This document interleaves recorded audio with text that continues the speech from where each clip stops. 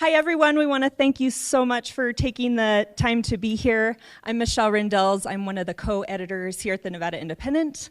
My other co-editor is the incomparable Riley Snyder, my amazing husband, who couldn't be here tonight. He is putting the two kids to bed. So we appreciate all he does for our future Nevadans. I was recently reading a book about focus, and one of the amazing things I took away from that is that the average person is exposed to so much information on a single day. It's equivalent to 174 newspapers worth of information on a daily basis.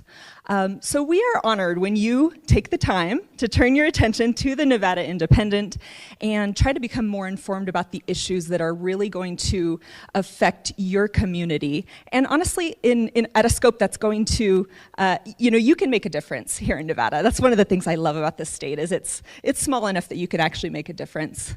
Here at the Nevada Independent, we want to make each one of those stories that you read worth the time that you spent reading them.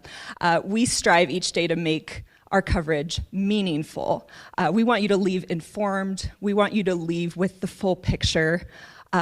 We want to cut out the fluff and just give you that important stuff you need to be an informed citizen. Another thing from that focus book was it's going to take citizens being focused on the problems that face our community and engaged with those to ever truly make a difference over the long run. And I know that those of you in the community of legislators and who've been through sessions know it takes effort over years. It takes a lot of attention, a lot of focus to change the things in our state. We're super excited that you're here to learn from our legislators at a very crucial time in the session. I'm amazed that they were all able to make it.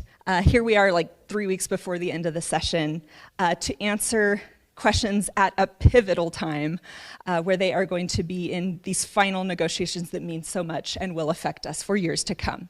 So with that, I want to welcome our amazing founder and CEO, John Ralston, to open our conversation tonight, and hope you leave informed, enlightened, and empowered to make changes in this Nevada we all know and love.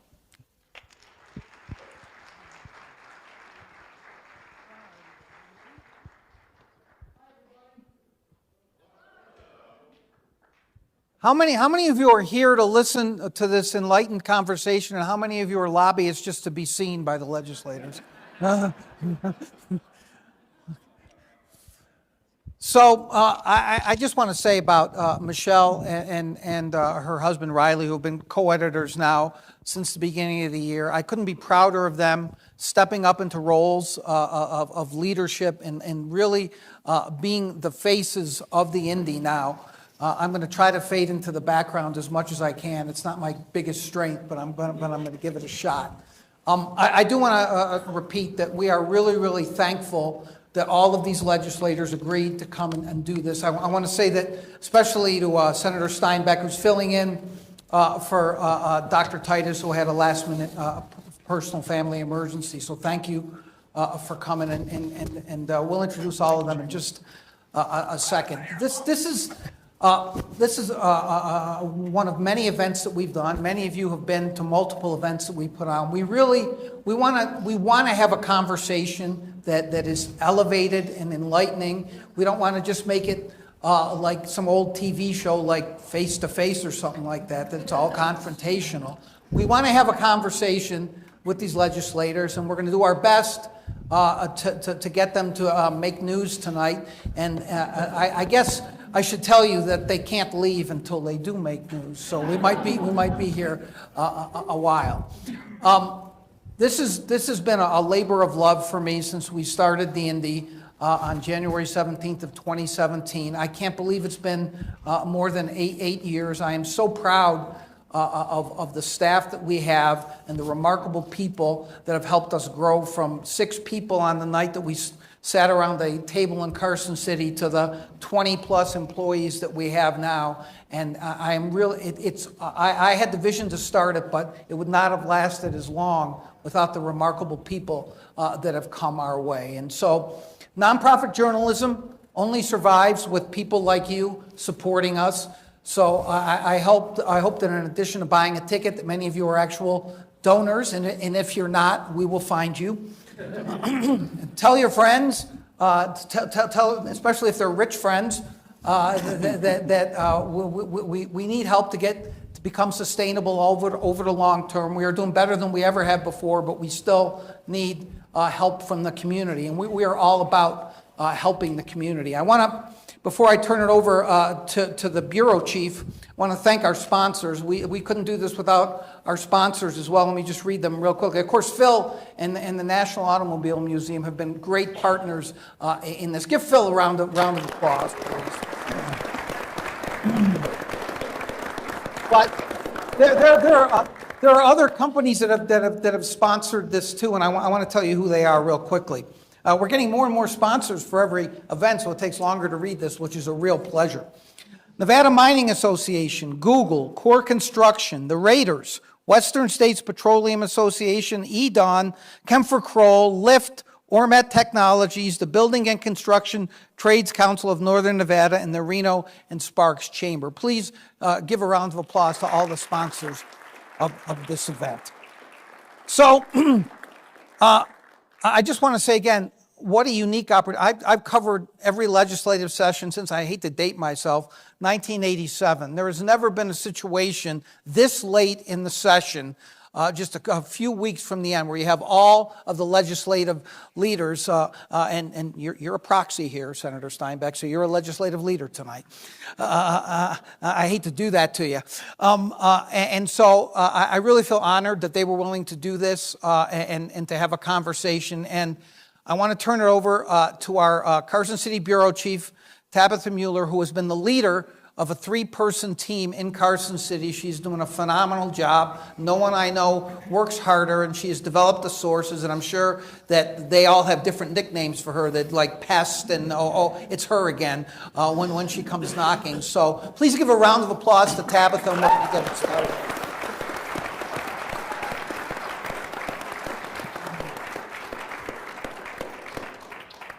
Thank you all for coming tonight. I'm going to introduce our panelists, and then we'll get started with questions. Senate Majority Leader Nicole Cannizzaro, thank you for being here. Assembly Speaker Steve Yeager. As a proxy, Senator John Steinbeck, and Assembly Minority Leader Greg Hafen. So please, everyone, thank you so much for being here, and I'm really excited.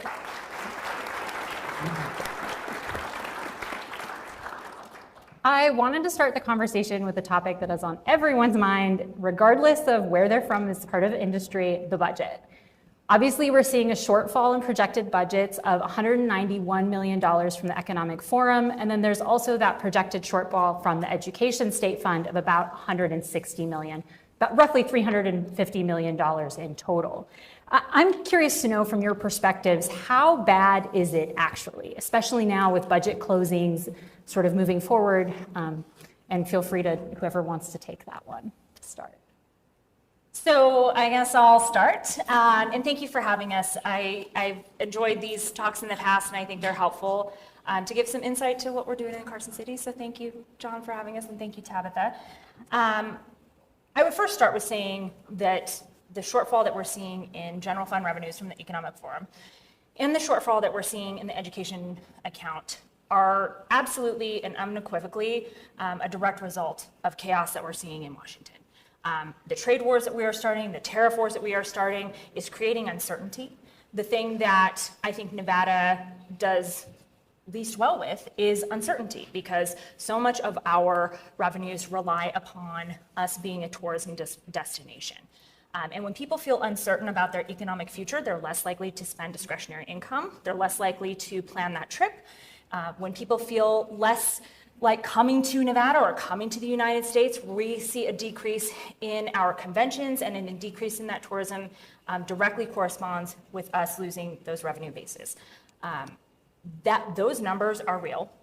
Those are real things that we have to then take into consideration. And I think part of the difficulty that we've had with trying to manage those projected shortfalls in revenue also comes from the fact that we received a budget that we had to immediately sort of come forward and say, look, this budget is structurally deficient, is not balanced. We have to fix that. We needed to get a whole bunch of amendments because that budget was mismanaged and didn't come to us in a way that we could have just sort of approved it as a legislative body. And so we did see that, right? We saw a lot of amendments come from the governor's office. The revenue projections obviously are a concern, but our money committees have been doing a lot of work to try to manage that budget. We closed our last budgets late last night. And so I think we've done a good job of trying to manage all of that, but I don't think that that should take away from the reasons why we're seeing those shortfalls or how difficult that really is for money committees when we're trying to just basically keep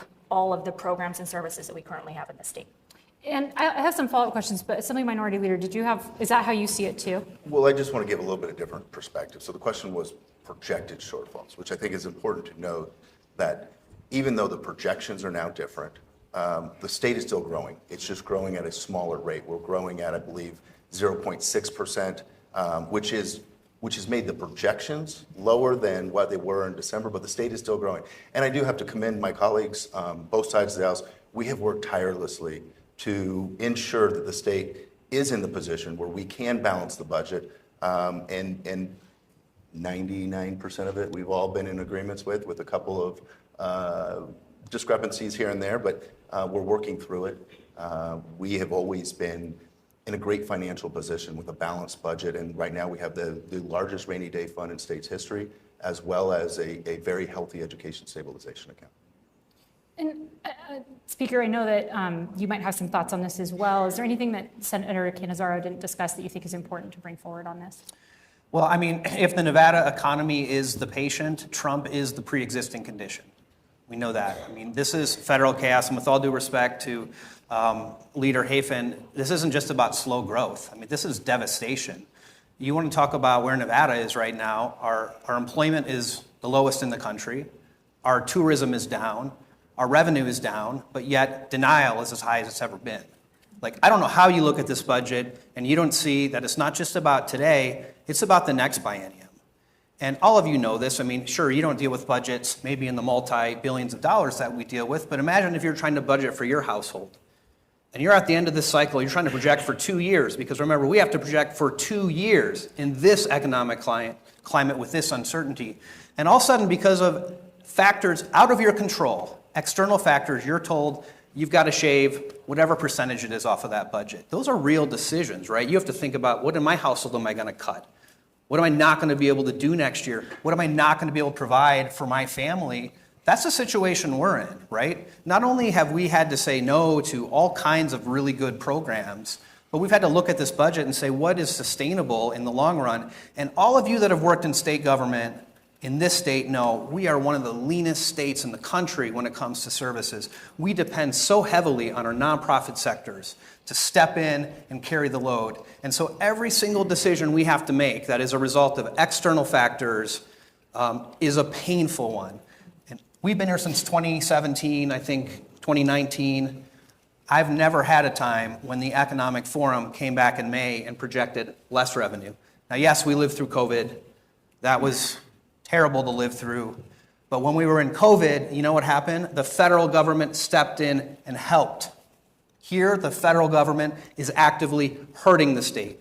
There is nobody who has money that can come in and help us. We don't have a printing press in the basement of the building. So I would just say, I would love to give you great news, but I'm looking at the weather forecast and I only see storm clouds, and I think that's going to be a real disaster for the state in the long run. So let me jump in here for a second. And I knew I'd do this eventually, Chief, but this guy's on fire. You might have to put him out. How many of those lines did you practice? None of them. None of them? Okay. None of them. So you mentioned the federal funds, and I do want to talk about it, because maybe you guys, I mean, you got all this ARPA money as a result of what happened with the pandemic. Maybe you shouldn't have spent like drunken sailors, and you wouldn't be in the position you're in now. So I guess what I have to maybe disagree with on that is that, I'm shocked. you know, we as yeah, I know. But I mean, look, we as a state received a large portion of ARPA dollars, which we used to help to, I think, mitigate against some of the issues that we saw as a result of COVID, right? We put more money into educational programs to help kids with learning loss. We put money into different healthcare programs to make sure that people were able to access healthcare. Those monies that we received are not monies that we received, and if you don't spend them, you get to keep them, or if you invest them, you do something different with them. Those are monies that we receive as a state as one-time funds that we have to either put into programs to help mitigate against the effects of the COVID pandemic, or we have to send them back to the federal government.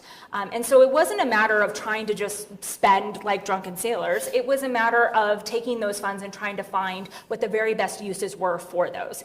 And I think you saw a lot of that work being done not only in the last legislative session, but also in the interim through IFC and through work programs that were proposed by both Governor Sisolak and then work programs that we've seen from Governor Lombardo, right? We've had to work together with the executive to figure out how it is that we put these dollars to the best use to make sure that Nevadans are able to recover from the pandemic. And one of the things that I think we should always keep in mind is that Nevada is particularly hard hit in economic downturns, and we are often the slowest state to sort of revive, right? And so the effects of the COVID pandemic were particularly hurtful for Nevada.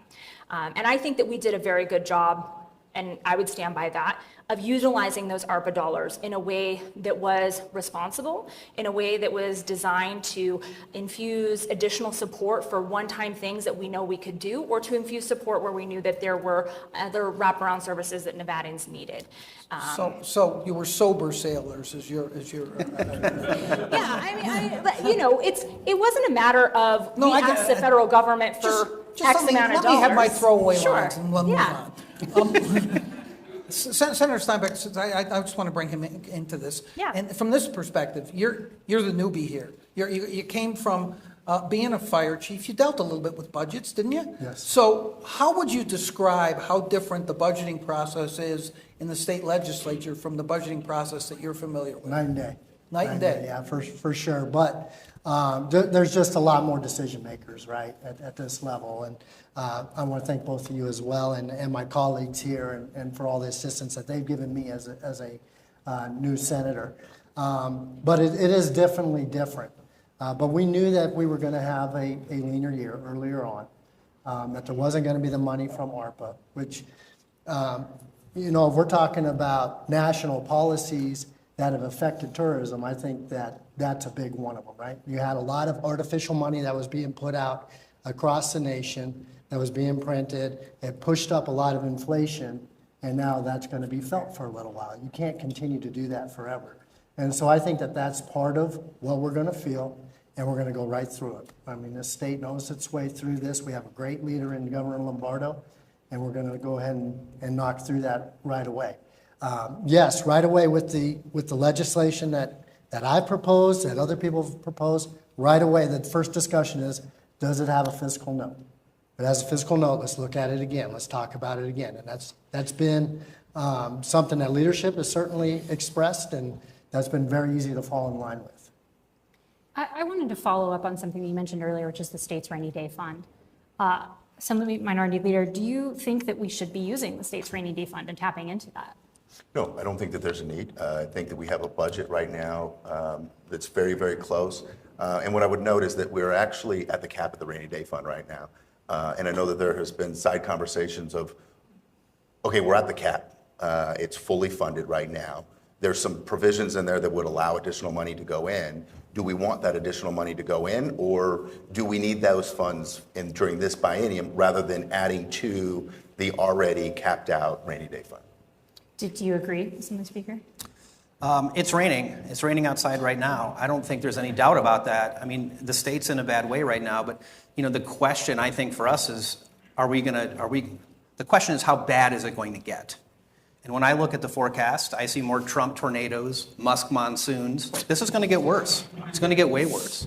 And I mean that seriously. Like, we're going to be back here in September or October, and we're going to be having we're going to cut programs because we're not going to have the money. So I agree with Assemblymember Hafen in the sense that we have to be very responsible about this because, like, we can't drain that rainy day fund. There are some who have asked us to drain the rainy day fund, all of it, this session. I think that would be irresponsible. We're going to be back in a special session unless there's some kind of dramatic course correction at the federal level, which I don't see happening. So it's probably not the time to do that, but I would just caution that it really is raining. I mean, and John, I want to mention one more thing we talked about a little bit, but it's not just the state revenues. The Economic Forum forecasts the state revenues, but the local revenues fund education, and that goes into our people-centered funding formula. So when you saw that number out of the Economic Forum, 191 million, it's not really that, it's 160 million more because that's what we're losing for education. So it's a two-factor. We're having the state revenues go down and the local revenues go down, but that local revenue really hurts education. So, if that continues, we're going to come back in September, October, and it's going to be a giant budget hole, and it's not just going to be the state side, it's going to be the education and public safety support that local money goes to. So I appreciate the optimism. I'm not optimistic. I just think we're at a time where the economic uncertainty is so great. People are not traveling. People don't want to spend money. There's uncertainty, and that always, always, always impacts tourism and impacts Nevada worse than any other state. But isn't there is a middle ground between, as you put it, draining the rainy day fund and taking some money out of it? I mean, if it's raining, and it's clearly raining, right? I mean, the Economic Forum the last time that they projected an economic decrease was 2009, right right after the housing market crash. Why is there such opposition? I mean, isn't that what it's there for? Why is there such opposition to touching any part of it? Because there's nothing that indicates we're going to go the other direction anytime soon. I think the other part of that too is, right, that is one-time funding. That rainy day fund doesn't just replenish itself if you take money out of it. That is one-time funding that we can use to fill whatever that hole is. And so I think that also plays into the idea of whether or not it is prudent to take money out of that fund. So what does that mean? When do we tap into it? If not now, when? I think part of that goes back to the first question you asked, which is, what are we doing with the budget? I think we've done a good job of managing what we were handed. There were also other unexpected costs this fiscal year, which you've seen us talk about in all of our different hearings in the money committees. Overtime increases to the tune of $42 million for a miscalculation for Medicaid that actually cost us $66 million more. More money for wildfire suppression dollars and recovery accounts. Over $100 million that we have to find in this fiscal year, which has ramifications through the rest of the biennia. And you've seen that too, even within the education funding account, that we have had to utilize some of the education stabilization account dollars to fill those holes in this fiscal year for shortfalls in revenue collections, and then also to help cover the costs going into the next biennium to make sure that education funding stays whole. And so we are trying to be very, I think, smart about how it is and when it is we tap into that, and not tapping into that when we can sort of manage it on the budget policy side, which I think you've seen the money committees try to do. And speaking, sorry. In Tabitha, I just wanted to add to that. Your question was, when should we tap into the rainy day fund? I think the example that we all sat through and Chief was dealing with it down south is during the pandemic, and that is the example of when we should tap into the rainy day fund, is when those kinds of serious, whether it's a pandemic or a recession that comes to us, that's when we should tap into those funds because we never know what it is. I mean, the economy is cyclical. I think if you looked at the stock market this morning, it's up, right? There's now a trade pause with China, and the markets have actually gone, I think they're up 8% this month. And so we're starting to turn the corner and see the economy turning around federally, and I guess I am the optimist here. I have faith that we're going to start seeing that in the state of Nevada. But at the same time, we have to be fiscally responsible because we never know what tomorrow would bring. And that is exactly why the rainy day fund is there. So I hate to be a contrarian here to what you just said, sir, but have you seen the studies that show that even under the current tariffs, that the average family in America is going to pay $2,800 more? And I know that, you have to do your I love Trump and I love the governor stuff. That's fine. That's fine. We understand that. But do you really think the economy is turning around? And the old joke about, if the national economy sneezes, Nevada catches a cold. All that's true because legislators who have been around a while have not broadened the tax base. So I don't know where your optimism is coming from. So where my optimism is coming from is we were experiencing double-digit inflation. That has now stopped. We're at 2-point-something% now. So the inflation has stopped down. Are people paying more today than they were 4 years ago? Absolutely they are, because we had infusions of COVID ARPA dollars that caused a lot of inflation. And, myself, some of my colleagues, some of the former legislators are here, were concerned that we were going to see a fiscal cliff and the federal dollars were going to run out. And then we would be sitting here today, like we are, saying, hey guys, the projections are going down. The good news is the state is still growing. The bad news is we don't have as much as we thought we were going to have back in December. I guess I take issue with the continued notion that this is because of ARPA dollars, and that there is not some other really destabilizing actions being taken in Washington that are having a direct result on our revenue projections. Because if it was just ARPA dollars or that ARPA dollars are leaving, that has always been the case. That would have been the case in December. That would have been reflected in the Economic Forum numbers in December, because those monies always had a finite period of time to not only be allocated, but then also to be spent. And so if this was a direct result of just ARPA dollars and the fact that we might be losing them, then we would have seen this in December. But since December, I think the projections, and if you talk to local governments, we've heard it all session long, if you're talking to our major industries, they're talking about seeing immediate effects of the chaos that is happening in Washington. And failure to recognize that as a huge part of this problem and contributing it just to ARPA dollars is trying to turn a blind eye to the realities of what is happening. This is a direct result of ongoing trade wars, of uncertainty over tariffs, of people not sure what those costs are going to be, of us seeing the effects of that. Nevada is going to be particularly sensitive to that, and that is the reason. And if you watch the Economic Forum, they 100% unequivocally talked about how their projections for decrease in sales tax, their projections for decreased gaming revenues is coming directly because of policies in Washington, not because of ARPA dollars. And I think to keep characterizing it as that, I think is setting us up for a bad reality check when it comes time for us to really face that fact, because when Nevada starts to see a decrease like that, it's going to take us a long time to recover. It is clear, and this is true of the Economic Forum, and I will admit that I did not watch the whole Economic Forum because, I have a life, but the bottom, or I should say I have people for that, but... You do, we watched it. The bottom line is the Economic Forum did say what the senator said, which is, you can't ignore it. You go to war with Canada, people stop coming from Canada, and 27% or something of our visitors come from Canada.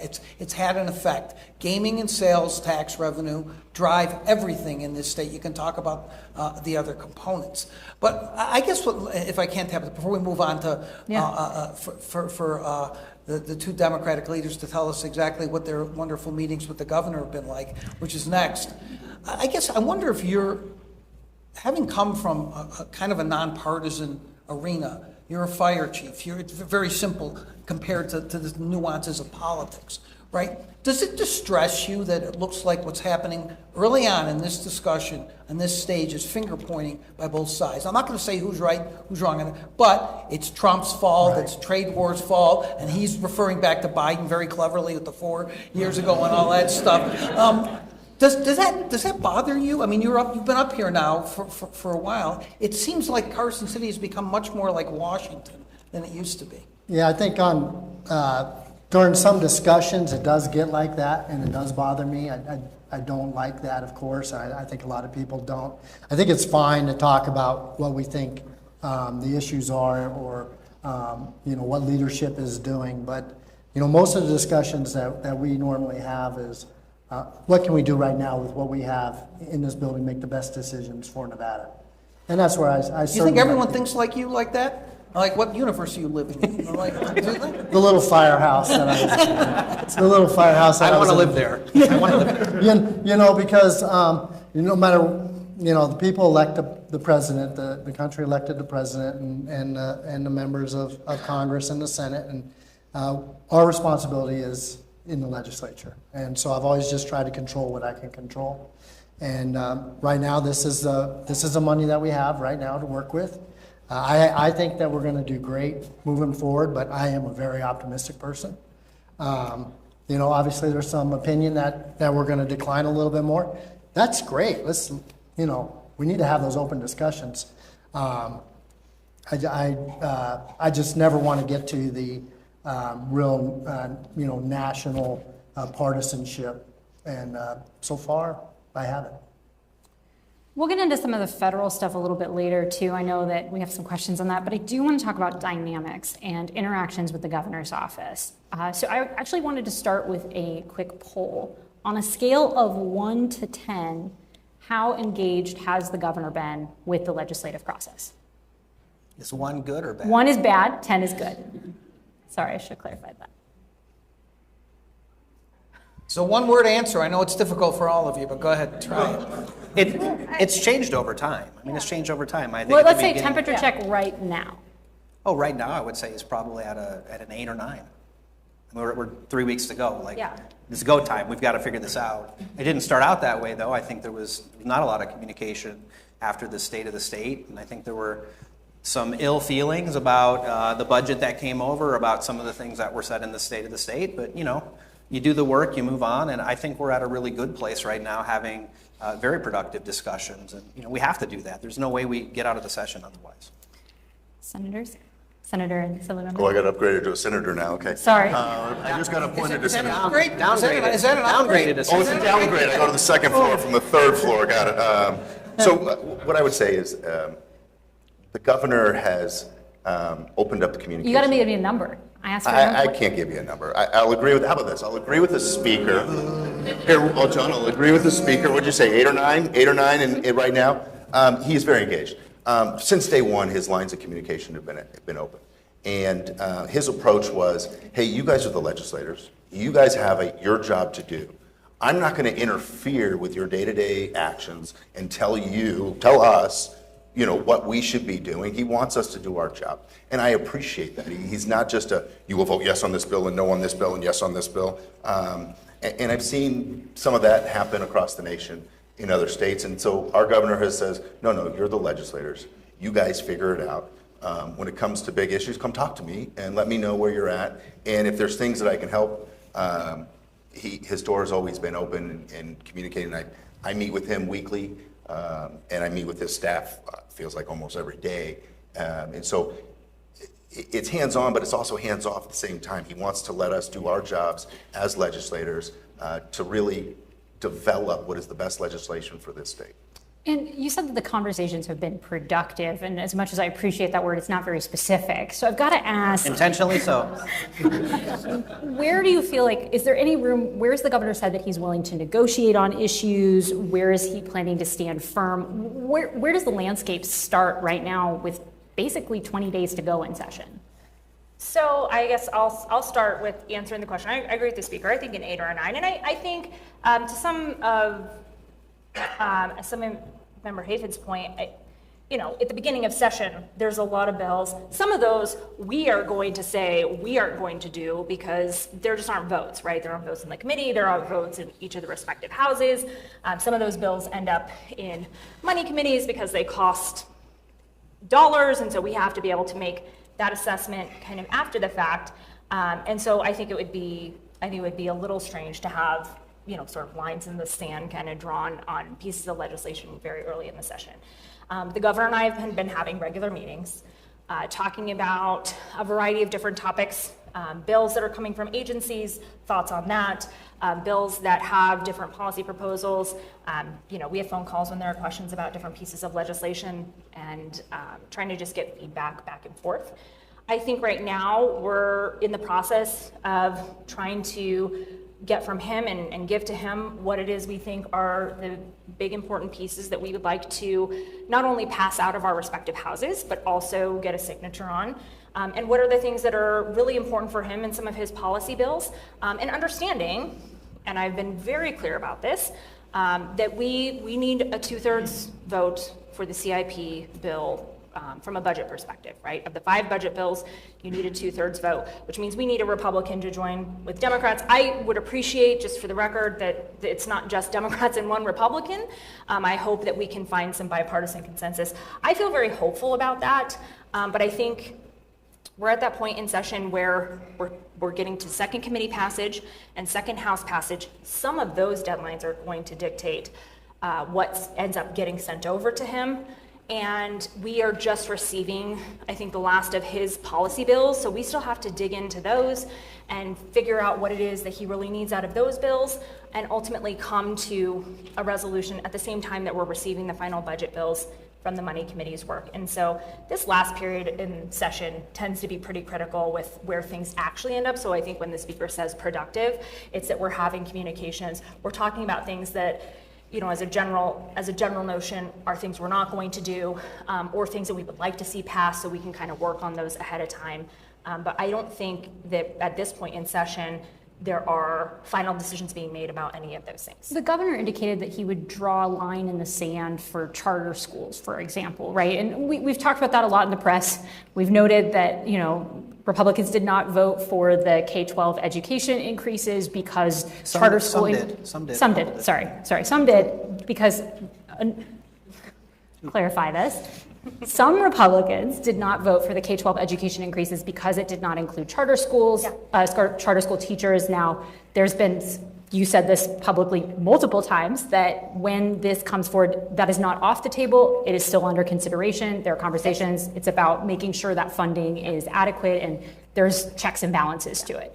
Now, is there anything else that you guys have seen besides what we saw on the veto message on Twitter, or X now, that sort of indicated this is a line in the sand for him? So I want to be very clear that first and foremost, the conversation about charter school raises being a line in the sand or a hard and fast rule was never a conversation that was had with me or with this or any of the meetings that I've been a part of with the speaker. So you found out about it in the press release? That's correct. Now there was really? Yes, there was a mention of charter school raises being something that the governor had as a priority in his State of the State, and we obviously saw it in the budget committees. But that was never, in any conversation that I had, something that was said, this is a line in the sand. We haven't had conversations about things that are a hard and fast no for him. So that was something that we learned from a press release. But I will say this, and I think the part that is maybe a little frustrating is that we've been very clear about the charter school raises on the front end, which is this. It was included in the budget, right, as part of the overall raises that we also did with SB 231 funds last legislative session, which last legislative session was $250 million given and allocated to school districts. If they come before IFC and say, we are going to give raises to teachers, we would like some matching funds from the state. We wanted to ensure that there were actually teacher raises that were going to be given to those teachers. And we wanted to see the accountability piece of that, which we talk about a lot, to say, did this help with vacancies? Did this help to retain teachers that were already in the profession and maybe were thinking about leaving? What are the effects of us continuing or doing additional investment for teachers and staff in our schools? And so we required all of that through IFC and through follow-up meetings with the school districts who have come and presented that information to us. I think one of the nice things about that is I know that when we were doing the 231 funds, there was a lot of conversation about whether or not it would actually help, whether or not we'd be able to do raises. We've heard from school districts that teachers and staff are receiving upwards of 20% raises, and every single school district that has come to us has said this has fundamentally helped with retaining teachers and with recruiting new teachers. So what we know is that it worked. And in Clark County in particular, it helped with English language learning, special education teachers, and teachers who were in those Title I hard-to-fill positions. What we know from that is that that funding works. What I think we have seen in the budget hearings with respect to charter school raises are two things. Number one, the money that came to us as a request in the governor's recommended budget allocated those dollars based on how many pupils were in the charter school authority, based upon, and it sort of equated it with being sort of equal to Washoe County School District, and so that then was the amount of money that was funded. But we didn't allocate those dollars on a per pupil basis. We allocated dollars to school districts based upon how many teachers and staff they were reporting to us that they had. And so I don't think that doing a per pupil amount is the same thing, right? We're not sending those dollars based on a per pupil amount. We're sending them based on how many staff you're giving raises to and how many teachers you're giving raises to. So that money is likely less than what was actually needed. And we've been trying to get some of those final figures. We got some figures from NDE in one of the work session meetings that we had, but they didn't include all of the charter school teachers. I have been very clear that this is something that I have been working on, that this is something that I've had many conversations with folks involved in the charter school piece, and I think that they should come and do the same thing that we've asked of the school districts, which is tell us how many people you're giving raises to, we'll give you funds, and then we want to hear, like, did that help with your vacancies? Did that help you to retain teachers? And if it did, then that's a good investment, and that includes accountability and includes transparency.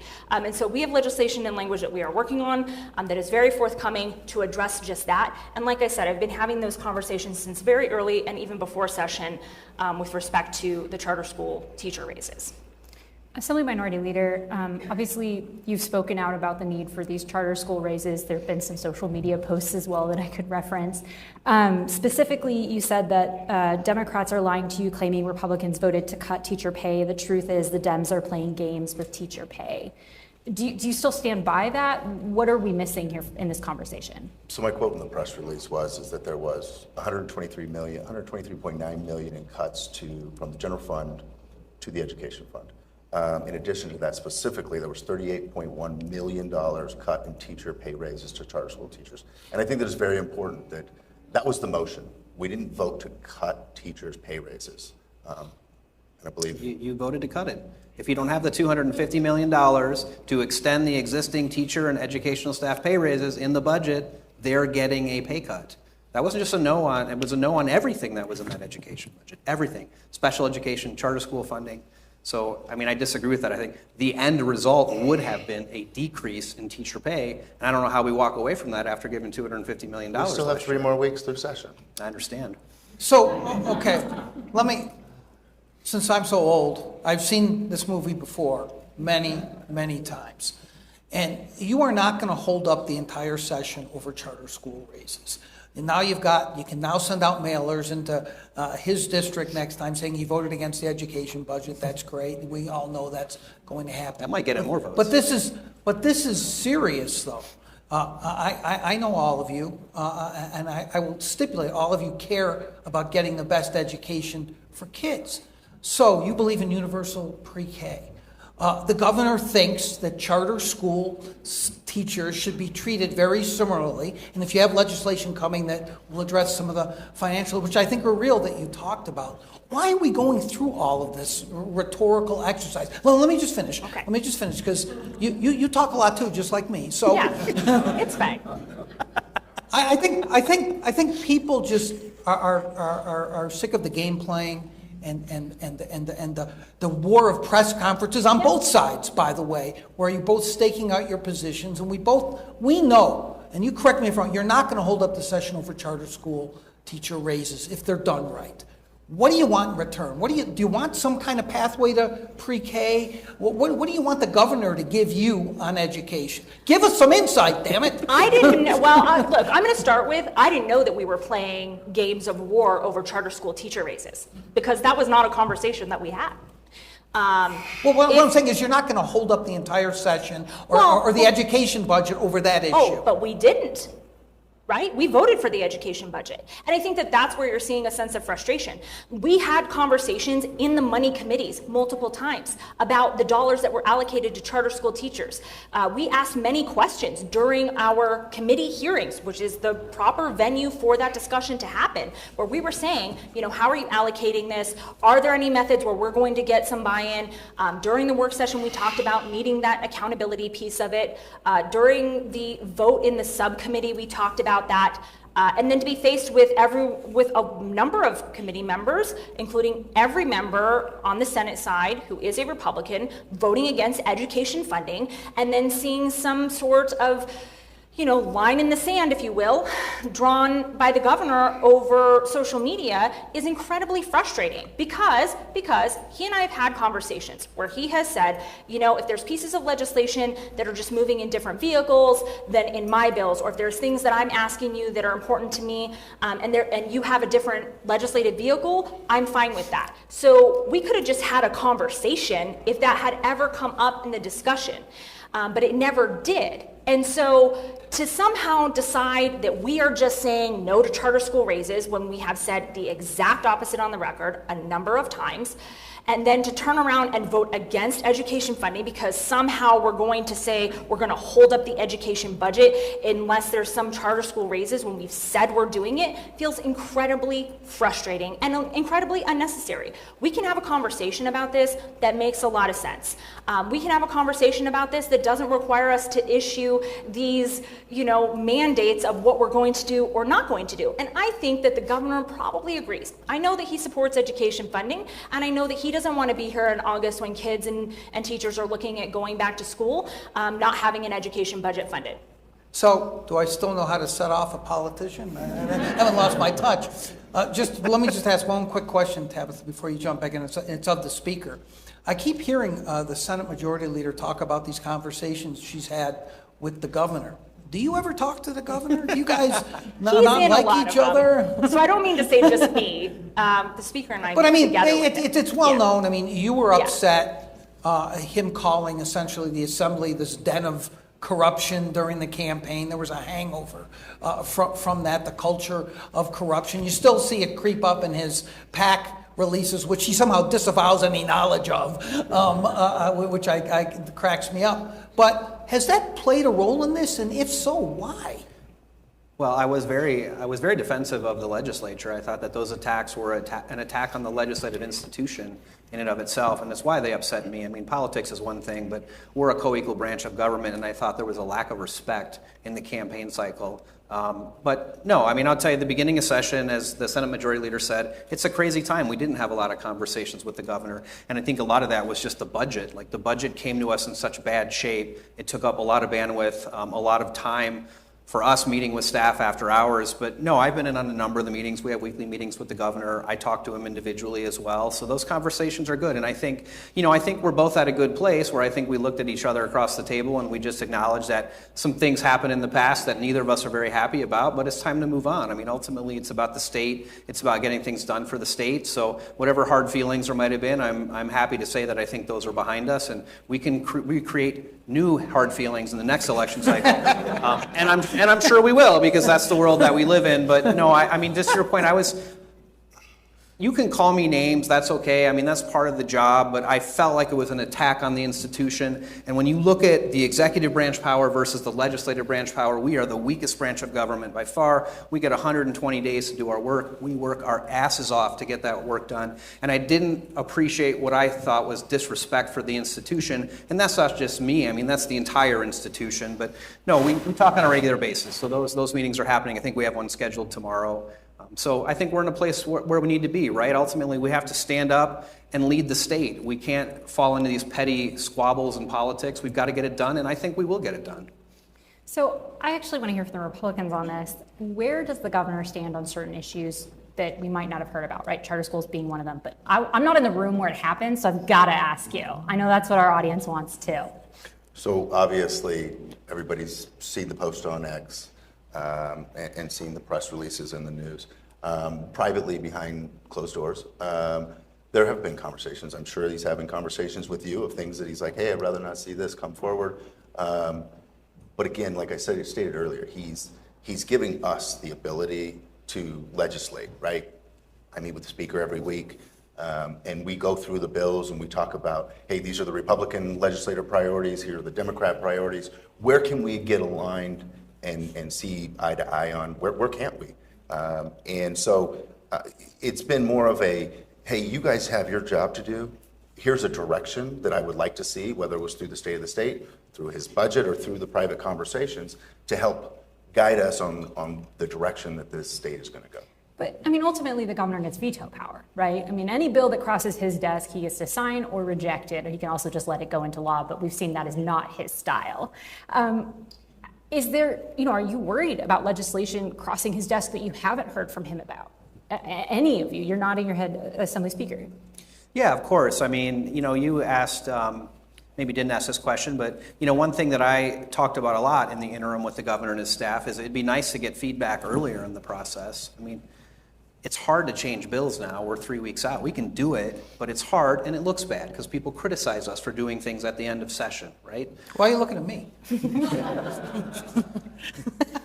We get criticized for that, but some of that is like, I don't know, I've asked for that feedback. Like, we don't want bills to be vetoed. I can assure you, my members work hard on these things. It's tough to get a bill passed. There's a lot of time and energy put into those bills, and you don't want to see it get vetoed, so it would be nice to have a little bit more feedback. And look, if the answer is, I don't care what you do, I'm just going to veto this bill, then okay, we'll make a decision. Do we pass the bill or not? Because from our perspective, that policy might be important. And what the governor thinks isn't going to dictate what the legislature does because we're our own branch of government and we answer to our constituents. But if there's a way we can change that bill or amend that bill to get a signature, 9 times out of 10 my members want to do that, but they can't do that if we don't get that feedback. So we've asked for that feedback on a number of pieces of legislation, particularly the ones that he vetoed last time. We've read the veto messages. I'm going to take them at face value and say that those are the actual reasons the bill was vetoed. And members have tried to make changes to accommodate it, but we're still in a position right now where there's a lot of legislation. I don't know what he's going to do. I anticipate I'll hear more about that in the next couple of weeks, but time is short, right? Staff has a lot of work to do, and so every amendment that we're asking to do at this point potentially jeopardizes other legislation that's being worked on. So I am worried about that. I mean, we want these things to be signed. We don't work for 120 days just, to have all that work go to the side and get vetoed. So we're trying to address those concerns. If I could add to that, I got to commend the speaker, some of his members, because they've reached out. Shea Backus is a great example. One of her bills got vetoed last session. She approached me early on, I think it was actually before the legislative session, because she was passionate about the bill. She wanted to address the veto message. She wanted to work with me specifically to be able to help get that bill across the finish line. We have had meeting after meeting after meeting with the governor's team, with the stakeholders, with the municipalities that were opposed to the bill last session. And I genuinely believe that the amount of work that went into that is going to get that across the finish line because, like the speaker said, we don't want the governor to veto the bills, right? The concept of the bill was great. We read the veto message. We understood where the problems were. We spent time addressing them. And then going to his staff and saying, hey, guys, we understand the governor vetoed this last time. Here's where we're at now. We've gone to all the stakeholders. We've got everybody on board now. Are there any other tweaks that you guys see that we need? And so I think that is something that we have been working bipartisan. It's not all drag out knuckles, Joe Biden did this, Donald Trump did that. There are things that we cross the aisle, that we agree upon, that we want to see get across the finish line. And I always say it normally takes 2 cycles to get it right. Whether it's vetoed or the old joke of half the bills that we passed this session are screw-ups we made last session. It's very true. I see Ben Keycapper over there sitting going, I'm glad I didn't screw this one up, but okay. That's just what we do. If you guys need 2 cycles to do things right, maybe we need better people up there. What do you think? Or I'll let the chief figure that out as a freshman. What do you think? I'm in my first cycle, so I go from there. He hasn't screwed anything up yet. But, to that point, I have been pretty politically active over the years, and I did, following the shooting, we passed a lot of bills, right? Following the terrible shooting we had. We had 10 pieces of legislation that we brought forward, and we got them passed. And then one in particular just didn't do what we wanted it to do, right? We needed better access for victim services. And that's been addressed this time. So you don't even have to be in the legislature to kind of have this effect, right? I mean, you pass something, you think it's exactly what you need, and then in reality and operations, it just doesn't live up to what you thought. And so I felt that already. So you're all talking about it takes 2 sessions. Is reform needed of the legislative system? Do we need annual sessions? Take an audience poll of that. The lobbyists would all be for it, I'll tell you that. I think we need less bills. Maybe we should start there. I mean, I think it is problematic. I mean, I don't know. I don't know if our voters are ever going to approve it, but I mean, 2-year budget cycle with the kind of environment we've been in the last 10 years, I think it would make some sense to maybe do an annual budget. That would make it a little easier for us. We wouldn't be in this 2-year window. And, since I've been there, this is my 5th regular session and 5 special sessions. I don't know, that seems to be par for the course. So I think we could use an off-year session, probably a shorter budgeting session, but as you know, that'll ultimately be up to the voters. And one concern that I have is I get frustrated because we don't meet a lot, we don't have a lot of power in this system, but also if we start meeting annually, is it going to be harder for me to recruit good people, because now you're not going to just be gone for 6 months, you're going to have to take another month or two off, and so that becomes a real concern just in the context of the conditions that we live in as legislators, so that concerns me as well. But we shouldn't budget every 2 years. It makes it really difficult. Senator Steinbeck, I know you're new, but what are your thoughts on this? You've observed the process. Yeah, so do we need reform? I don't know about that yet by any means. I think we need to manage our expectations somewhat, that we're addressing the problems of Nevada the very best that we possibly can. I mean, we all knocked on the same doors. We all talked to the same, many of the same constituents. You're not going to know what's their problem. It's the economy and how expensive things are right now, right? And we're trying to address that the best we can within the limitations of the legislature. It's education, right? It doesn't matter what else is going on in your life. If you have somebody that's sick or you're sick, you don't care about anything else. All you care about at that point in time is, can I get the medical access and get to the doctor and get well? And none of those other things matter. And so we've all heard those same things. And those are complex, big problems that if there were easy fixes, they would have done it long before I got here. They're just not easy fixes. And so you have to try to work within this system and make those adjustments and move forward. That's why we have the long-standing items in the Constitution and in the federal Constitution as well. And that's why we have the legislation that we have at this level. And that's why we have regulation at other levels, just so that we can make those adjustments. Senator Canizaro, do you have anything to add? I don't think I do, so. Let me answer your question. Does the process need reform? You say you don't know. Trust me, I know it does. It needs a lot of reform, and so you can't blame leadership necessarily for some of the problems that exist within a 120-day session. But it's not like we didn't know on day one that the Democrats controlled the legislature, that you didn't have enough votes to override the governor's veto unless you got Hafen to push the wrong button or something, which wasn't going to happen. So I think normal people, and unfortunately there's too many abnormal people in this room who are cynical about the whole process already, but common sense will tell people, why in the world would you wait 100 days to start meeting seriously with the governor when you knew from day one?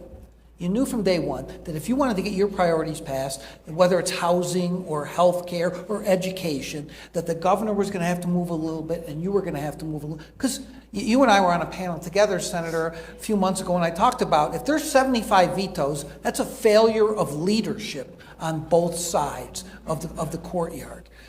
For you guys to just be communicating now about these major issues. His bills came in late. Yes, the major policy bills, that's an issue. But there's something really wrong if we're sitting here and you can't tell us, well, where we're going to go. And I'm not asking necessarily to negotiate with the governor in public. Well, yeah, I am. I mean, tell us what the minimum is that you need to come out of this session with and why it took so long to get there. Is that not a reasonable question? Well, and I think that would be a reasonable question if we weren't looking at some of the other factors. And I think when we sat on that panel, I disagreed a bit with that because I pointed out that many of the bills that were vetoed were agency bills, or there were little things. I don't like this particular mechanism in the bill. Those are the kinds of things that are fixed with an amendment. Those are the kinds of things that are fixed with a conversation. Did you tell the governor that? Have you told him that? Yes. Are you confident that's not going to happen this session? In fact, one of the very early meetings that we had, I said, here's a bunch of agency bills. I'm curious what your thoughts are on them. Do you have concerns? These are coming from your agencies, your executive agencies who are saying, hey, we need this change. Some of them are 2/3 bills. Some of them are bills that the agencies are coming and telling us we really need. And so if there's going to be an issue with these, I want to know ahead of time because these are early submitted bills, right? We know that there are some bills that are going to be pre-filed, that are going to be out there in the ether well before we get to a legislative session. And I think I think a couple of things. One, like, yes, I have had that conversation with him, both prior to session and then in session, about let's not have these bills get vetoed or not pass because there was something that we could have done in the legislative process to remedy the concern, right? And if they're agency bills, like, that is something that I think I don't have a good answer for. We hear an agency bill, the agency bill says it's great, it passes with bipartisan support, we send it over to the governor's office, we get a veto message. That's unnecessary. And I have told him as much, and we've tried to, I think, make it a lot of really good progress and having good communication about that going into this legislative session. I think, too, the other thing to keep in mind is that we also can't walk in as legislative leadership on day one of a legislative session and say, here are the bills that everyone is going to support, here are the bills that the governor is going to sign, and here are the bills that aren't going to make it. Because there's a whole deliberative process that takes place for us to not only view our own bills, right, in the first house, but then to get the other house's bills and decide whether or not we agree with some of the things that they have done, to make amendments, to discuss it with the various stakeholders that are out there. And so I think this idea that because we knew it was going to be 120 days, for us not to have definitive answers today about what exactly it is the governor is going to sign, what exactly it is we are going to amend his bills to do, and what it is that our folks are going to support, I think ignores the legislative process. It ignores the deliberative process that we have to engage in, and especially because, as I mentioned initially, we are coming up against a second committee passage on Friday. So there's still bills that are being heard. I came from a bill hearing today on a bill that had to be heard by the Assembly Committee. And so I think it's our job to also make sure that we are doing all of those things along the way. And then two, it does take us a very long time in the budgeting process to have all the different hearings on the governor's recommended budget. We begin that with pre-session budget hearings 2 weeks before session starts. We have to go in and make decisions about how it is we are funding things. And there's a lot of bills. We had Finance Committee today.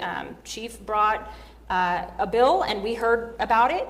We had bill hearings, to talk about whether fiscal notes were being removed, whether we thought we could manage the cost of whatever the policy was. And so that process has to also take place. We just closed our last budget last night, right? So I think to suggest that we should come into a session and just know what the end result is going to be ignores the job that we actually are doing along the way. Can I make one point on that? I'll be quick. Keep in mind, too, that a lot of this should happen in the interim, but we're not full-time. The governor is full-time, legislators are part-time, and at least in the Assembly, what that looks like is a 120-day session. You get about a month off and you start campaigning in July. So you're campaigning for 18 months. So I don't know until we get to the November election who's coming back. I don't know who my new people are. We have people in leadership who are in very, very tight seats.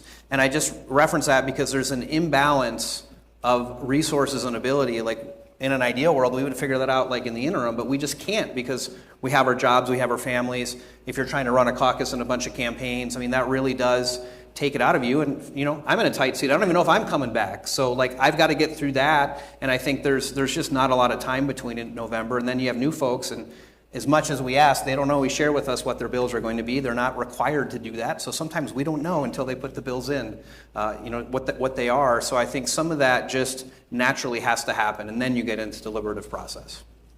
Two things, if I may. Of course. So, John, I think all four of us are going to agree here. We don't want to see vetoes. We don't want to see a record 75 vetoes again. We really want to work to get us to a place where we can all agree. That's a perfect world. I think we all can agree we don't live in a perfect world.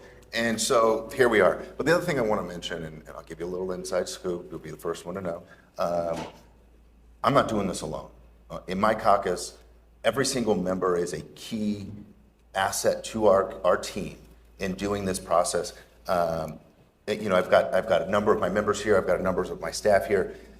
They go out of their way to ensure that before they go into a hearing or before they go into a work session, they get with the governor's staff, they get with the directors and the DHHS staff to go through the bills to make sure they're not missing something, because we're human. We miss things. And so what I will say is that, yes, last session, nobody was happy with 75 veto bills. But we have really tried to work hard during the interim to put into a structure coming into this session so we can be as efficient as humanly possible. And again, I'm going to give the Democrat Party a kudos. Democratic Party. What did I say? Democrat Party. That's an old Republican trick. Yeah, close enough. Wait, he was going to say something nice. I was going to compliment him and he cut me off. You know, I think I should just stop. Steve, I'll give you the compliment later. No. I think that the Speaker and the Majority Leader have done an excellent job in running the floor, managing how that happens. You've been around this longer than I have. When have you seen a first House passage when we are done before 5 o'clock? Well, congratulations on that.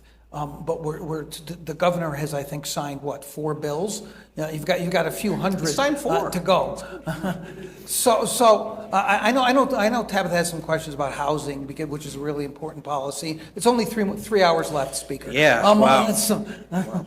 8 o'clock is where I only see a few people sleeping. I don't want Senator Cannizzaro to spend the entire evening being mad at me and saying that I'm wrong about stuff. So let me flip this a little bit on you, and let me ask you this, Assemblyman Hafen. There's this kind of feeling that all Republicans are just going to fall in line with what the governor wants, no matter what, even if I know. Please don't tell him I said this, Ben. The governor might be wrong on something, and that you disagree with him. So let me ask the question to you this way. Are there any John Steinbecks in your caucus? Are there any reasonable men or women in your caucus who might be willing to buck the governor? What do you mean by buck the governor? Well, what if there was a bill that someone likes in your caucus and they say, I think I can vote for this, but the governor's against it, that would actually vote for a bill like that? Or is it just, we're going to do whatever the governor wants? I think you've already seen that. The beauty of our caucus, our team, is that we are independent thinking. We had the Death with Dignity bill. Is that?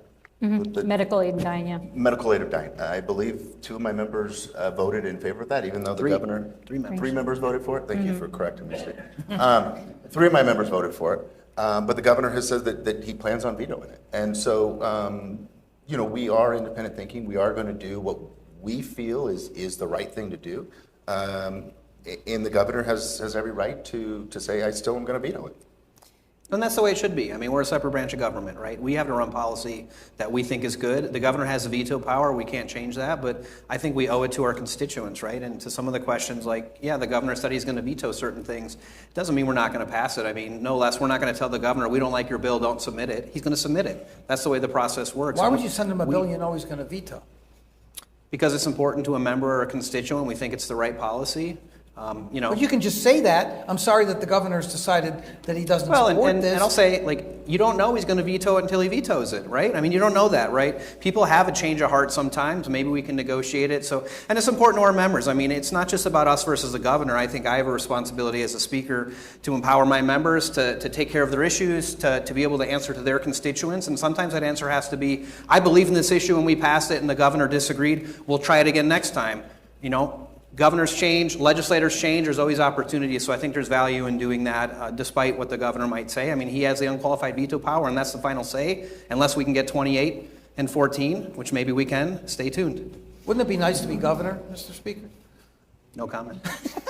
No comment. Go ahead, Tabitha. So I wanted to move into some policy areas, and to start off with housing, we saw a resolution that passed urging Congress to release federal land for the development of more housing to alleviate the housing shortage.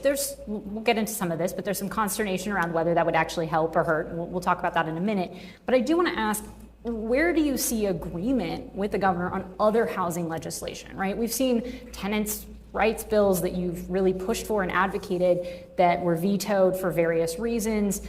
Do you think that we'll see any legislation that will help alleviate the housing shortage or alleviate renters' problems, because it's a pain point for people? I mean, we're seeing housing prices through the roof still, and everyone says it's going to come down, but it never does. So where is there overlap beyond that resolution, maybe?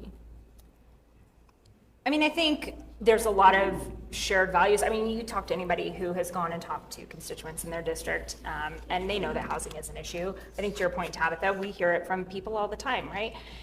It's tough out there to buy a home as a first-time home buyer, to find something that works as a rental and not continue to have rental increases year over year that at times become untenable.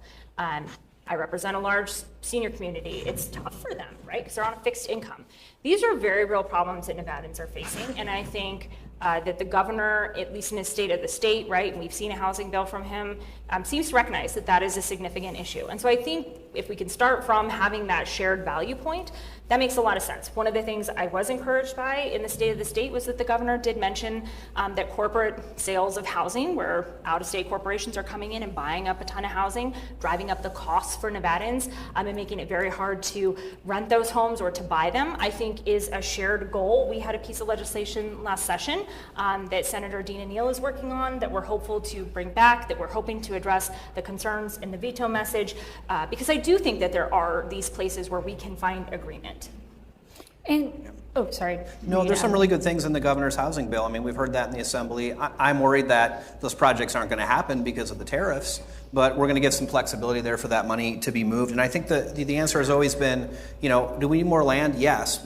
And what else? Because more land, more land's great, but that's not a house. That's not where someone can live. So I think you're seeing policies that we're passing about zoning, about accessory dwelling units being able to be built, because that has to be infill as well. The suburbs are great, but you've got to get infrastructure out there, and we know Las Vegas in particular is notoriously bad on public transportation. So that and the tenant protections, those are the conversations we're having with the governor, because if we can keep someone in their place, like that's the number one solution, right? Because if they're not there, then they're going to be using services and that. So I think there is a lot of agreement there. I just am really worried that none of these affordable housing projects are going to pencil out in the climate that we're now. And we asked that at the hearing, and I mentioned tariffs, and all the developers were sitting there, were nodding their heads like, yes, we can't make this pencil out. But I think the concepts in there are good, that the state should have a role coming in to help with some of that financing. So I think you'll see some agreement there, and we'll try to get some additional policies on housing and zoning and infill. And Senator Steinbeck, and I'll get to you in a minute, but we've seen, and jumping back to that earlier, advocacy for more public lands, right? We've seen sort of a new study that showed that they can come with wildfire risk. It's harder for municipalities to build out infrastructure to support homes on the edge of cities. We're seeing shortages in local government budgets right now. I'm assuming from your perspective as firefighter chief, you've seen this on the ground, trying to get to homes on the edge of the districts that you're serving. Yeah. Is that a problem? Is that a concern? Yeah, it's a concern, but it shouldn't stop us, right? We need to still go that direction of getting the additional lands available, and then letting the market decide, right, where people want to live. And you see that right now, even in Clark County. We had a lot of communities that, and 10 in fact, where we had to have volunteer departments. And you wouldn't get the same, they're great volunteers, do a fantastic job, but you're not getting the same level of service, the same level of protection in some of the rural areas that you are in, closer into the town and in the urban setting. No matter where you go, if you're a little bit further away or a little further from a hospital, right, you're right. You gotta bring in sewer. You gotta bring in power. You gotta bring in water. You gotta build all that infrastructure. And there's a give and there's a take as you go out further away from the center of the municipality.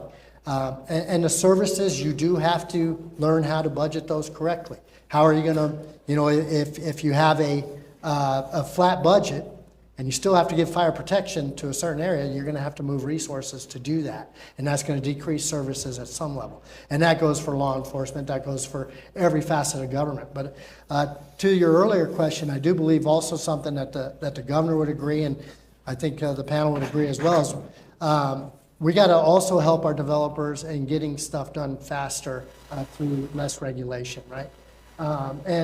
And when I say that, and that's all the way across the board, that's not something that we can do just at the legislative, as a legislative body.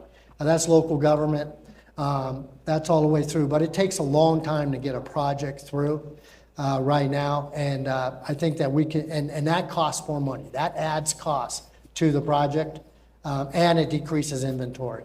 So I really think we need to look at ways that we can assist with that. Senator Haven. So I feel obligated under our joint standing rules to disclose that I operate a private regulated utility regulated by the Public Utilities Commission. I just want to be fully transparent here. So I understand the issues with the delays and how long things take. it can take 5 years to get through the permitting process, whether it's through the local municipalities or the state, and that takes too long. We have to do something to try to expedite that. And again, I'm one of them, right? I think in the governor's bill, he mentions that utilities have to come up with a plan to expedite the utilities approval processes. And I look forward to doing that. We try to, with our little small, actually, I think the Lieutenant Governor called me a micro business. I'm no longer a small business, but micro. Made me feel real important there. But it's so important. We try to be lean. We try to be as efficient as we can. But we know we're in this housing crunch, and we have to be able to help build things. And if my family is out there listening, I'm going to apologize for not being home. As the speaker says, we all have day jobs. We all have families. My family's picking up the slack for me being here.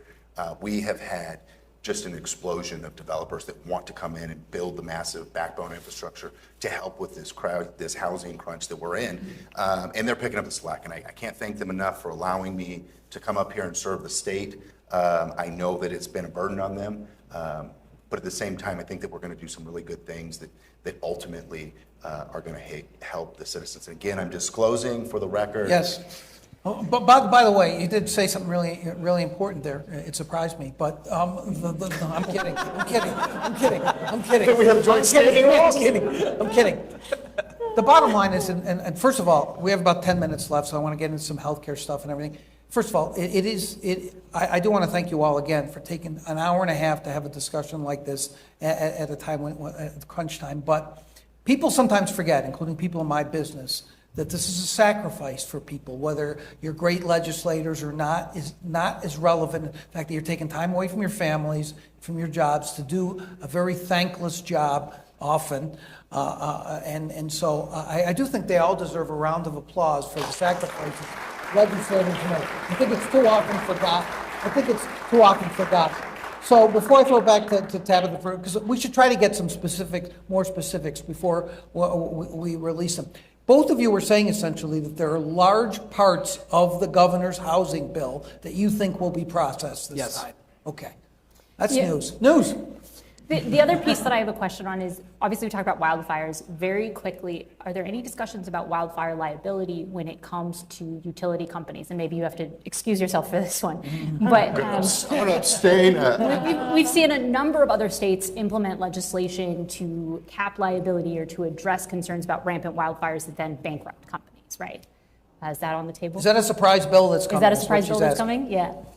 I think there's folks who are having those conversations, but I haven't seen any language and haven't seen a bill. So give us odds on a film tax credit bill passing. Is it 80-20, 20-80? What do you think? I think that there are a couple of things that I would just mention along the lines of film tax. First and foremost is, I think the question has always been, like, how does that financially pencil out for the state, right? If we are going to be giving tax credits, what does that mean? Is that something that we can afford? I don't know that question has really been answered just yet. And I think the other part of that is, is this something that the governor would even sign if it gets to his desk? Have you asked him? I think we have to know, whether this is something that Have he you would. asked him? I don't think that we are at a point of getting an answer on that. And honestly, I think if he is not going to publicly say, yes, this is something I support, and yes, this is something I would sign, or yes, this is what I want in this bill, it's tough to have those conversations, especially with there being two bills out there. Is it more like an Allegiant Stadium or more like a Faraday? And I think that's the question for us, because Allegiant Stadium has been wildly successful, and I think it's in any analysis it's penciled out. So I think it's an intriguing opportunity, could be a generational opportunity, but we still have due diligence to do. It's got to make sense for the state. What are the odds? Don't know. Check Vegas. To quickly change tones, budgets for the Nevada Health Authority have moved forward. Do you see that being implemented, or are there still issues with that? So I think we actually just introduced that bill in Senate Finance today as a BDR, as a budget implementation bill, as we refer to them. It's over 400 pages because we're moving a lot of things within the NRS. So we're going to take some time to obviously take a look at that and hear that. I, for one, am someone who believes in the concept of being able to utilize the state's purchasing power to help bring down costs for Nevadans, especially when it comes to healthcare. And I have been a believer of that since at least 2019, when we started talking about the public option, because the whole premise behind that was, can the state utilize its own purchasing power to help buy down the costs of healthcare for Nevadans and for coverage? And we've seen that actually has come to fruition, and that there are proposals out there, and we're looking forward to sort of seeing that implemented. We know that it will work. And so I'm glad that we're acknowledging that, because a lot of the premise of the health authority is, if we can put all of these divisions together and we can utilize the state's purchasing power, we can help buy down the costs for Nevadans. And that is something that I have supported for a while, especially with the public option. And I think it's going to be a really promising venture for Nevada. And I'm glad that there are a lot of my colleagues who are now supporting that. In Stacey Weeks, we trust. Let me, of course, Man, we can all applaud that. Let me just ask two Republicans, very simple question. Simple, yes or no. The Speaker has introduced a bill to cap the cost of insulin. You support that? Well, it's more than a yes or no question. No, it isn't. There is a bill that's been introduced. Will you support it? I like the concept of the bill. I think it goes along with what we're seeing across the nation. I think the Speaker and I are going to try to meet later this week to actually talk about that. So yeah, I kind of like it. Maybe I'll vote for it. We'll see how it goes. Okay. Let you know how the conversation goes. Can we live stream it on Yeah, via absolutely, X? absolutely, Just yes. on your page? Yes, you could. Yeah, I absolutely want to support that. That's something. See how easy that was, Assemblyman? I absolutely want to support that. Yeah, I mean, He didn't give you a yes. I absolutely want to support it. I don't want to It's say not- you don't have complete say yes, more. because then all of a sudden, and there's something in it there about firefighters have to clean the bottom floor of the legislature every day. Something crazy that I wasn't expecting. But on his face, of course, because we got a lot of people out there that are being pinched in a lot of different directions, and they got to have it. You know, the guy that you love in the White House is for like capping costs. So you saw that, right? So you I can didn't want to support say this. that. I didn't want to say that the Speaker is following or actually leading the way. But for it's President Trump's legislation as executive opposed to order. an executive order. There's a big difference. I have a quick couple yes or more no. things. We got yeah, 4 a quick minutes. yes or no question, and this has been proposed by Democrats, so actually Assembly Minority Leader. Democratic Assembly Member Selena LaRue Hatch has proposed a bill expanding paid family leave requirements. Is that something that your caucus or the governor has indicated support for? I believe that Assembly Bill 112, which was Assemblymember Wynn's bill, actually was the bill that passed out of the Assembly. I think she's talking about No, 388. I'm talking about the paid family leave measure. It's in Ways and Means. It's in Ways and Means right now, yeah. It's in Ways and Means. We've got about 100 we actually have about 200 bills in Ways and Means, 3 weeks left of session. I don't know where that's going. That's a good process. But what I would say is that Assemblymember Wynn had actually worked on a very similar measure to expand PTO for family to be able to use their PTO. And that was a bill that I did support. And I know he worked on an amendment on the Senate side. It will come back over, and I believe that most of my colleagues, if not all of them, will be supporting that now that it's been amended on the Senate side. Is anything going to happen with opportunity scholarships this time? Or are you guys saying no again to that? Hopefully some reform of the reporting. I mean, I sat through a 14-hour IFC hearing that I'm still getting therapy for about how the program works. The program is broken. It incentivizes people to stand in line at the taxation department with tax forms. So I think you're going to see some reform there. In my mind, before we ever think about additional funding, there's got to be some changes to that program. It's a disservice the way that it runs. I don't know why it was set up like that. It shouldn't work that way. If it was reformed, you could vote for it? Maybe. Maybe. That's a hard maybe. What about you? There are not votes in the Senate caucus to expand opportunity scholarships. Has been true for a long time. All right, are we heading up against our final question? So time, or let's. we have Yeah, you want a to? little more? Do you want to ask it, or you want me to? They'd rather have me, right? Yes, No, of I'm kidding. course. Go ahead. Of course, John. Yes. I think our final question tonight is, what do you want the public to take away from this conversation? Or what do you want the public to be thinking about heading 2 weeks toward the end of session? I think hopefully what you've heard is that there are a lot of really great folks who serve in legislative office who are trying to do the good work of the people who elected them, right? It's an honor to get elected by the folks in your district. And it's an honor to come up here and serve. As much as there are pieces of it, right, that are tough, it is an honor to get to do this job. Every day we get to walk into a building where you can do something good that can help to change someone's life. That is weighty, but I think that it is also, there are very few places where you can actually do that. And I think that this job is exceedingly rewarding because you get to go out and do something good for someone. And I think that everyone who is sitting up here is trying to do that.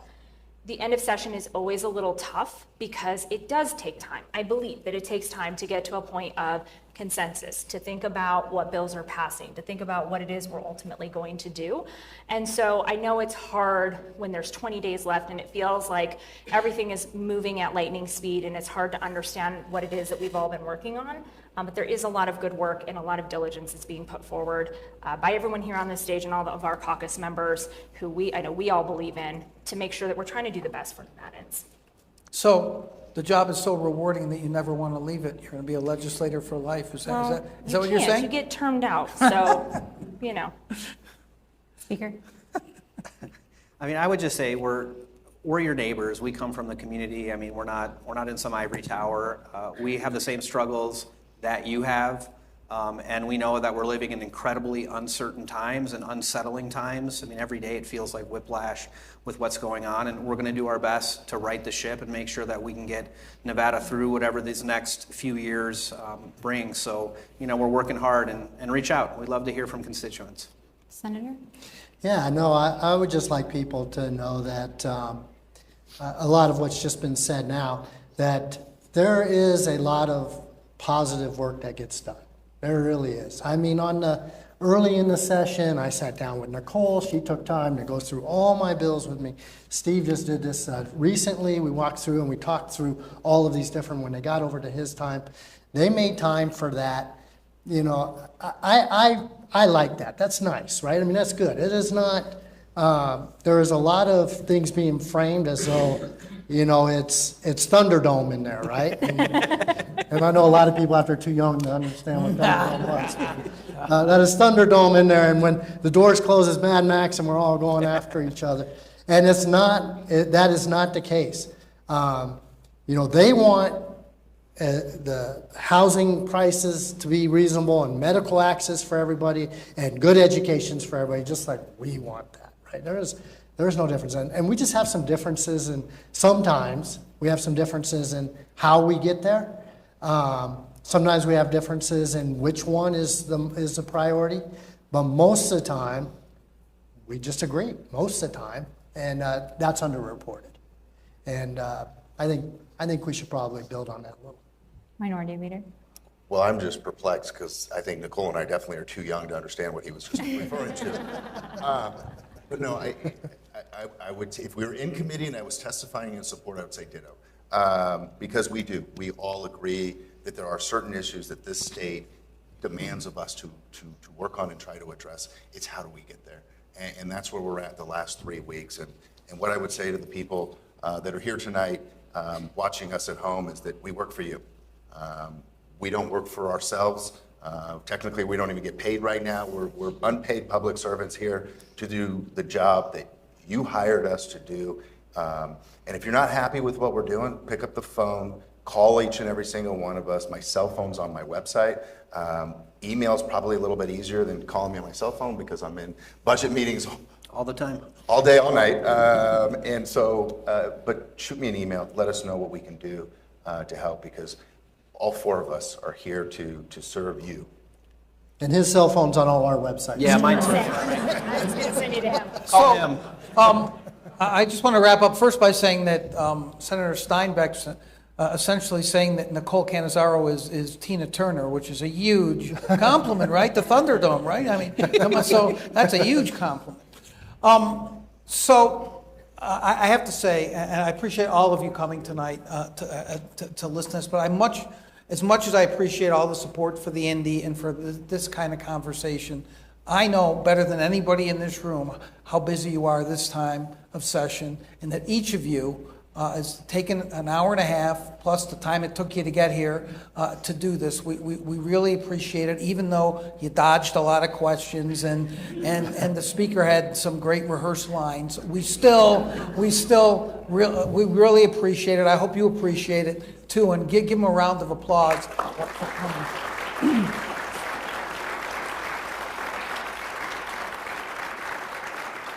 Lastly, I want to say the most rewarding part of starting this organization is watching young reporters like Tabitha just start out as just kind of this ill-formed, what am I doing here kind of person, to becoming a bureau chief and really getting the issues and really presenting a great face for the future of this organization. I'm super proud of her, and I hope you'll give her a round of applause.